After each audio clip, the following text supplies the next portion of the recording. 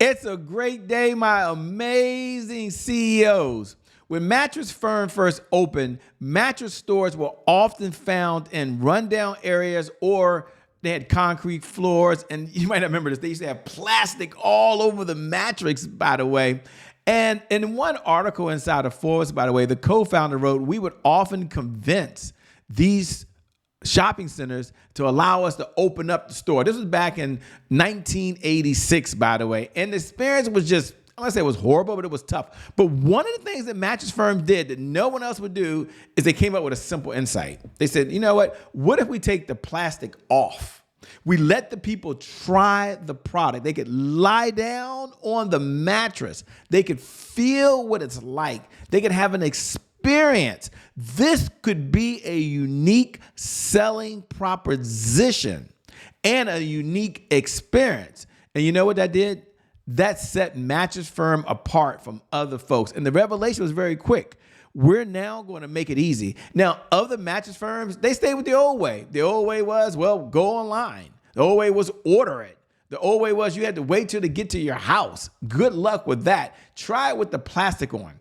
Mattress Firm changed their sales strategy. And they said, you know what? We're going to do something different. While traditional markets, which were over 9,000 mattress firms all over the U.S., they were mostly owned by big box companies. They said, you know what? We're going to do something different. We're going to let you order the mattress.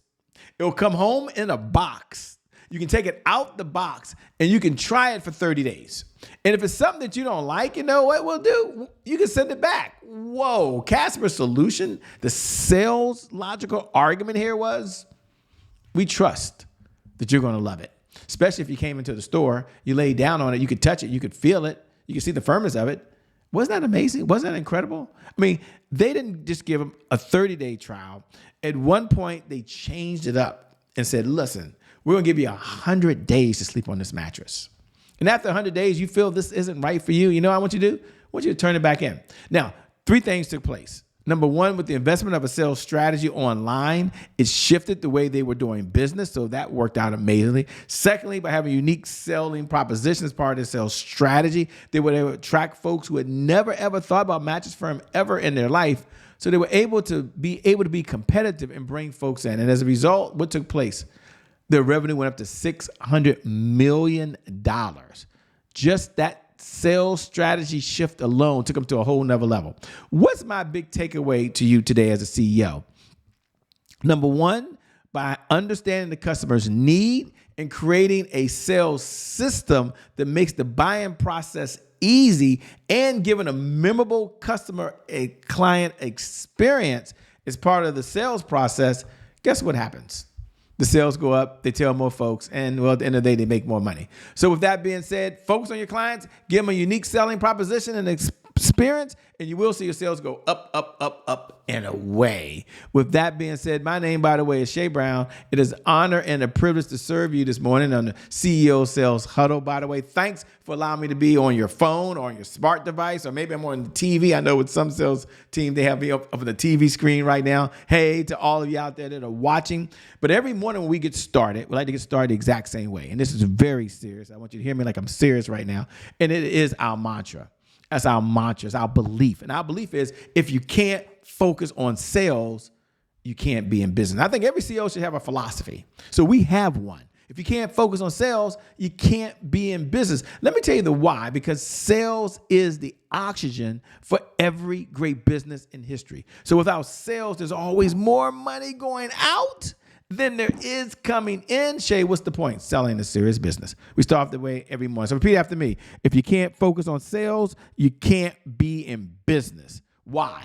Because sales is the oxygen to every great business. Now, also as a CEO, we have a responsibility. Learn, earn, and return. We've got to do something for the sales department. This is our pledge, and I think every CEO should take the pledge every single morning when they get up, and that is, I have to learn something new in order to earn new revenue from current clients in order to get new and old clients to returns. I must learn, earn, and return, because for the sales department, my job as a CEO is to make sure they have the people, the processes, and the resources they need in order to be successful.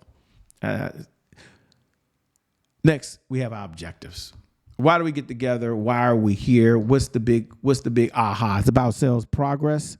It's about addressing roadblocks. It's about understanding the 5 sales pillars that every CEO must know and understand in order to truly be successful. Sales pillar number 1, I love to go over it every single day, is the CEO sales plan. So if you don't have a one-page CEO sales plan, go over to www.ceosalesplan.com.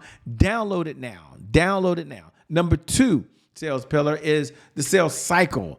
We just did a whole case study on that. They had to understand the cycle their clients were going through. Number 3 is the sales message, the words that you're using. Adopt this philosophy if you like, and it works for me and it's worked for many of my clients, and that is sales. At the end of the day, your words will make you rich. Simple philosophy. But we have philosophies, by the way. And then number 4, you must understand your sales results. We'll get into that to the CEO sales dashboard. And number 5, you must have a 7-figure sales team. Even if you are that sales team right now, that's okay. We must have a 7-figure sales team. Now, what are our outcomes? Why do we get together every single morning? For those folks first that are tuning in or joining, if we haven't connected yet, I'd love to say hello to everybody. Do me a favor, look right below the video. If you can do this live, I appreciate it. Look below the video now. Let's connect. Put a hashtag I'm here. Now, some of you can't do this, depending on the platform you're on. Put a hashtag I'm here. That's the bat signal that you're in this conversation, that we're having a sales meeting. And every CEO every morning has a sales meeting, by the way. For those folks that are watching the replay, thanks so much for tuning in. We appreciate you. You can't be here at 8 a.m. Eastern Standard Time every single morning, but you're here now. You're watching the replay. Go ahead and put hashtag replay. I respond to every comment. I respond to every message. And then last, for those folks that are online, by the way, and you're on our on-demand streaming platforms, by the way, Roku, Apple TV, our podcast stations, iPods, iTunes, Google Play, so many of them out there, Stitcher. Do me a favor. Drop me a note over at I am Che Brown. Just let me know you're in the conversation. I like to connect. Every morning, I love to connect. I read every comment. I respond to everyone. Thanks for all the comments, by the way. The CEO Sales Huddle is a place where CEOs gather to understand how to sell more faster. So you're going to sell. There's no question about that. You're going to be successful. There's no question about that. But how do you do it faster, easier, with less effort? And how do you do it as part of a system that becomes evergreen, that can continue to grow and evolve as the industry changes? And to make this easy for you, because I know you only got so much time, to make it easy for you, we only ask for 15 minutes. But let me share our big why we get together, why this is important. It's about sales growth. Every day we're going to grow this business. We're going to find new people. We're going to solve bigger problems. It's about accountability. You may have heard this before. We'll often do more for others than we'll do for ourselves. How true is that? And at the end of the day, it's about accountability. Consistency. And consistency truly is the key. At the end of the day, consistency truly is the key. We only ask for 15 minutes a day. Why is that?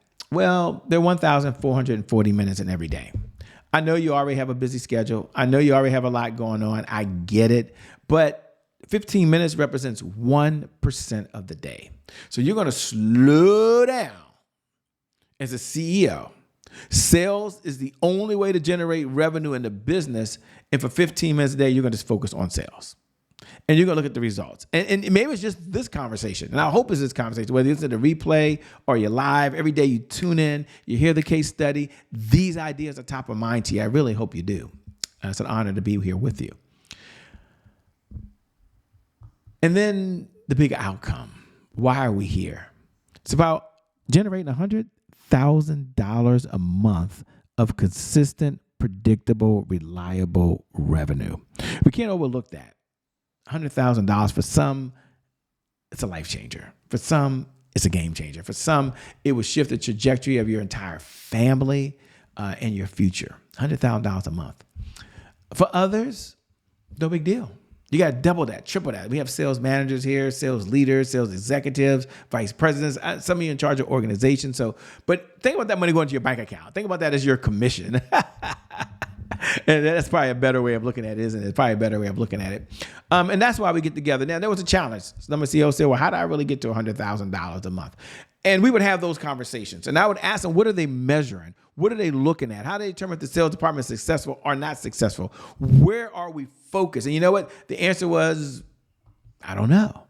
They had KPIs, key performance indicators. They had some measurements. They looked at their bank account. But really, at the end of the day, They didn't have a dashboard that was designed for CEOs to take a quick snapshot and be able to allocate the people and the resources and the processes which they're responsible for.